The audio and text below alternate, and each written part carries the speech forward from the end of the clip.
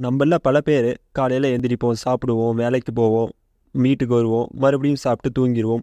இந்த மாதிரி ஒரே ரூட்டீனை நிறைய பேர் ஃபாலோ பண்ணுவாங்க. அப்படி அவங்க ஃபாலோ பண்ணும்போது அவங்களுக்கு ஒரு கட்டத்தில் என்னடா நம்ம லைஃப் அப்படியே போரிங்காக போகிற மாதிரி இருக்குதே அப்படின்னு யோசிக்க ஆரம்பிப்பாங்க.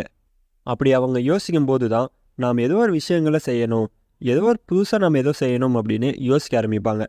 அதாவது நம்ம லைஃப் கொஞ்சம் சுவாரஸ்யமாக ஆக்கணுமே அப்படின்னு அதிகமாக திங்க் பண்ண ஆரம்பிப்பாங்க. இந்த காணொலியில் நம்ம லைஃப்பை எப்படி சுவாரஸ்யமாக ஆக்குறது அப்படின்னு தான் நம்ம பார்க்க போகிறோம். இது உங்கள் சர்வேபைன் சேனல். நம்ம வாழ்க்கையை சுவாரஸ்யமாக ஆக்க நான் சொல்ல போகிற முதல் விஷயம், உங்களுக்கு பிடிச்சதை நீங்கள் செய்யுங்க.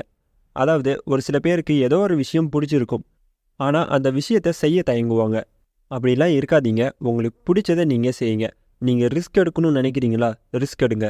நான் ஒரு லாங் டிரைவ் போகணும் அப்படின்னு நினைக்கிறீங்களா? போங்க. இல்லைன்னா நீங்கள் ஒரு பிஸ்னஸ் பண்ணணும்னு ஐடியா வச்சுருக்கிறீங்க, ஆனால் அதுக்கான முயற்சி நீங்கள் எதுவுமே எடுக்கல அப்படின்னா அதுக்கான சில முயற்சிகளை எடுங்க. அதுவும் ஒரு சுவாரஸ்யத்தை உருவாக்கும். உங்களுக்குன்னு ஒரு கனவு இருக்குது, அதை நோக்கி நீங்கள் இன்னும் பயணிக்காமல் இருக்கீங்க அப்படின்னா அதுக்கான சில முயற்சிகளை எடுக்க ஆரம்பிங்க. நீங்கள் தயங்குற ஒரு சில விஷயங்களை செய்ய ஆரம்பிங்க. இதெல்லாம் நீங்கள் செய்கிறது மூலமாக கண்டிப்பாக வாழ்க்கையில் ஒரு சுவாரஸ்யத்தை உருவாக்கும். அதே மாதிரி நீங்கள் இந்த விஷயங்களாம் செய்யும்போது உங்கள் மனசில் இருக்கிற பயங்கள் உங்களை விட்டு போயிடும். எந்த விஷயமா இருந்தாலும் நீங்கள் தைரியமாக முடிவெடுக்க ஆரம்பிச்சிருவீங்க. அதனால் இந்த விஷயத்தை ஃபாலோ பண்ணுங்கள். அடுத்தது, தெரியாத நபர்கள் கூட பேச முயற்சி செய்யுங்க. இப்போ உதாரணமாக சொல்லணும்னா, நீங்கள் ஏதோ ஒரு டீ கடைக்கு போகிறீங்கன்னு வச்சுக்கோங்களேன். அங்கே டீ குடிக்கிறீங்க. உங்களுக்கு பக்கத்துலேயே ஒரு சில பேர் குரூப்பாக நின்று பேசுகிறாங்க. ஒரு டாப்பிக்கை பற்றி ஏதோ பேசிகிட்டு இருக்காங்கன்னு வச்சுக்கோங்களேன். உங்களுக்கு அந்த டாபிக் தெரியும் அப்படின்னா நீங்களும் அவங்க கூட பேச ஆரம்பிங்க. அந்த டாபிக் பற்றி பேசுங்க. அப்படி பேசும்போது கண்டிப்பாக அவங்களும் உங்கள் கூட பேச ஆரம்பிப்பாங்க. இது மூலமாக ஒரு நல்ல ஃப்ரெண்ட்ஷிப் கூட உங்களுக்கு கிடைக்க வாய்ப்புகள் இருக்குது. தெரியாத நபர்கள் கூட நம்ம பேசும்போது ஒரு நல்ல எக்ஸ்பீரியன்ஸ் நமக்கு கிடைக்கும். அதாவது நாம் கொஞ்சம் பாசிட்டிவான ஒரு திங்கிங்கில் இருப்போம். உண்மையை சொல்லணும்னா, நீங்கள் சோகமாக இருக்கும்போது தெரியாத நபர்கள் கூட நீங்கள் பேசும்போது கண்டிப்பாக உங்களோட சோகங்கள் அங்கே மறைஞ்சு போயிடும். ஒரு பாசிட்டிவான எண்ணம் உங்களுக்குள்ளே வர ஆரம்பிக்கும். ஏன்னா இங்கே ஒரு சில பேர் தனிமையில் இருக்கிறது தான் எப்பயுமே சிறந்தது அப்படின்னு சொல்லுவாங்க. ஆனால் உண்மையை சொல்லணும்னா அப்படிலாம் இல்லை. நீங்கள் தனிமையில் இருக்கும்போது தான் இன்னும் அதிகமாக வருத்தப்படுவீங்க.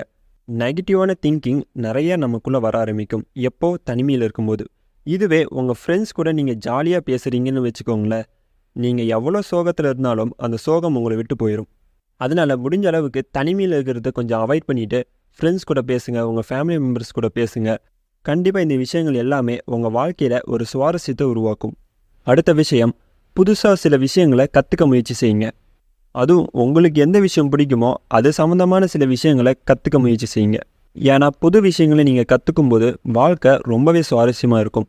எப்படின்னா, நீங்கள் கற்றுக்கிற சில விஷயங்களை உங்கள் வாழ்க்கையில் ப்ராக்டிக்கலாக நீங்கள் அப்ளை பண்ணி பாருங்கள். நீங்கள் கற்றுக்கிட்ட சில விஷயங்களை மற்றவங்களுக்கும் சொல்லிக் கொடுங்க. கண்டிப்பாக அவங்களும் உங்கள் மூலமாக நிறைய விஷயங்களை தெரிஞ்சுப்பாங்க. அதே மாதிரி அதிகமாக என்டர்டெயின்மெண்ட்டான சில விஷயங்களை பார்த்து உங்கள் நேரத்தை வீணடிக்காதீங்க. அதாவது பார்க்கலாம், நான் தப்புன்னு சொல்ல மாட்டேன், ஆனால் அதுக்குன்னு ஒரு டைம் லிமிட்டை நம்ம செட் பண்ணிக்கணும். நிறைய பேர் இன்ஸ்டாகிராமுக்குள்ளே போனாங்கன்னா அதிகமாக ரீல்ஸாக பார்த்துக்கிட்டே இருப்பாங்க. ஒரு டைம் லிமிட்டே அவங்களுக்கு இருக்காது. நீங்கள் அந்த மாதிரிலாம் பார்க்கும்போது நீங்கள் அவ்வளோ சீக்கிரம் சில விஷயங்களை கற்றுக்க மாட்டீங்க. உங்கள் நேரத்தை தான் அது வீணடிச்சிட்ருக்கு. நீங்கள் யூஸ் பண்ணுற இந்த மொபைல் ஃபோனில் எந்த அளவுக்கு என்டர்டெயின்மெண்ட் அதிகமாக இருக்குதோ அந்த அளவுக்கு எஜுகேஷனும் நிறையா இருக்குது. அதெல்லாம் நீங்கள் தேடி படிங்க. கண்டிப்பாக அதுவும் ஒரு சுவாரஸ்யத்தை உங்களுக்கு உருவாக்கும். அடுத்த விஷயம், மற்றவங்களை சந்தோஷப்படுத்த முயற்சி செய்யுங்க. அதாவது உங்களுக்கு பிடிச்ச ஒரு பொருளை நீங்கள் வாங்கும்போது கண்டிப்பாக சந்தோஷப்படுவீங்க. ஆனால் இதை விட பெரிய சந்தோஷம் என்ன அப்படின்னா, உங்களை சுற்றி இருக்கிறவங்களுக்கு என்ன பிடிக்குமோ அதை நீங்கள் வாங்கி தரும்போது கண்டிப்பாக அவங்க சந்தோஷப்படுவாங்க. அவங்க மகிழ்ச்சியாக இருக்கிறத பார்த்து நமக்கும் ஒரு ஹாப்பினஸ் வரும். இப்போ உதாரணமாக சொன்னோம்னா, நம்ம அப்பா அம்மாவுக்கு நாம் ட்ரெஸ் வாங்கி தரும்போது கண்டிப்பாக அவங்க சந்தோஷப்படுவாங்க. அது மூலமாக நாமளும் ரொம்பவே சந்தோஷம் அடைவோம். இந்த விஷயங்களை நீங்கள் செய்யும்போது உங்கள் வாழ்க்கை அழகாக தெரியும். நீங்கள் நெகட்டிவாக யோசிக்க மாட்டீங்க.